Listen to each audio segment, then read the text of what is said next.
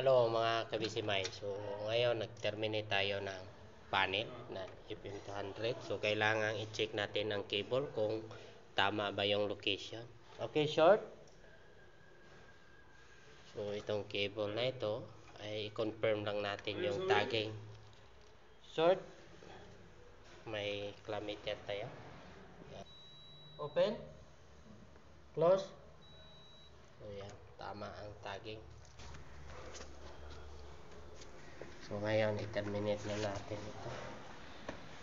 Yung isa, hindi pa natin gagamitin to kasi walang device. Tago muna natin to. Ayan.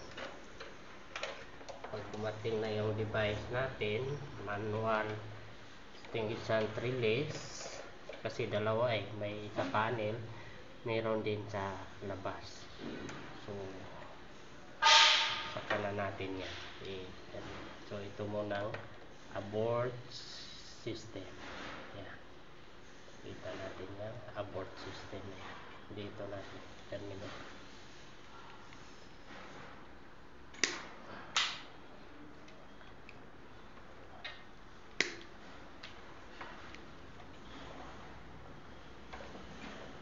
Napakadali lang yung FM200 fire alarm system.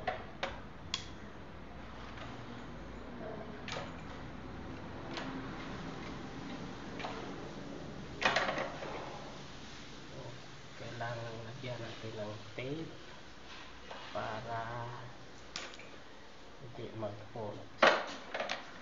Dito abort system yan. Abort system.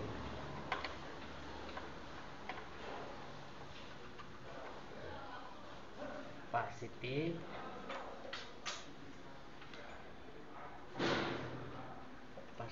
negative lang yan.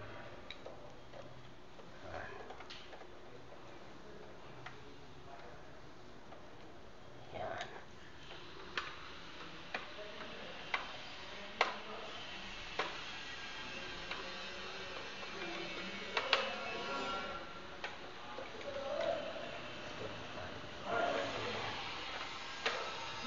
Itong dalawa, yan ay mga zone. Yung isang tape, may tagging, yan ay zone 1.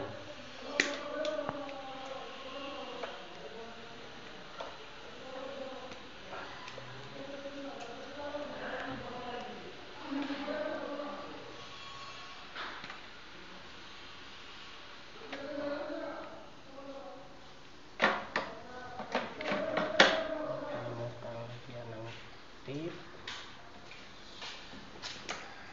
Yan.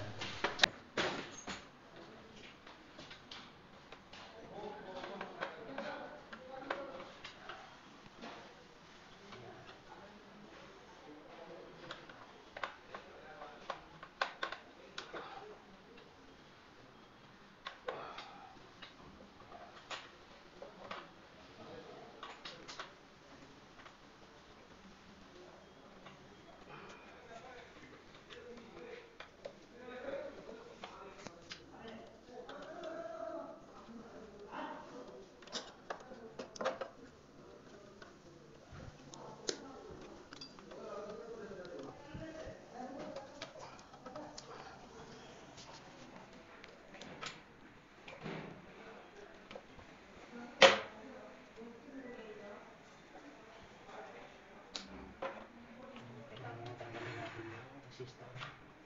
Zone 2. Yung dalawang zone na ito, yung gagamitin natin.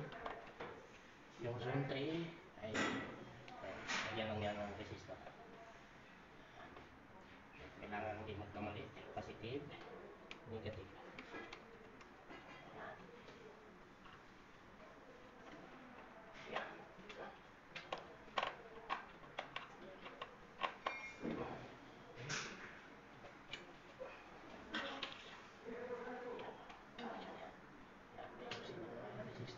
Resistor na ito ay mga monitor. I-apply nito ito.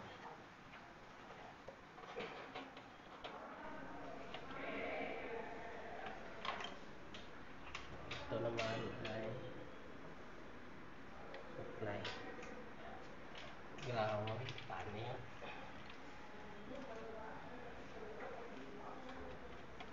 So ang kulang dito ay battery. Yan. Tapos na yung termination. Ito resistor 6.8K, ilagay natin yan sa last device, yan sa taas. Okay, kung may idea din kayo, pakishare naman sa comment section. Okay, bye bye mga kabisiman.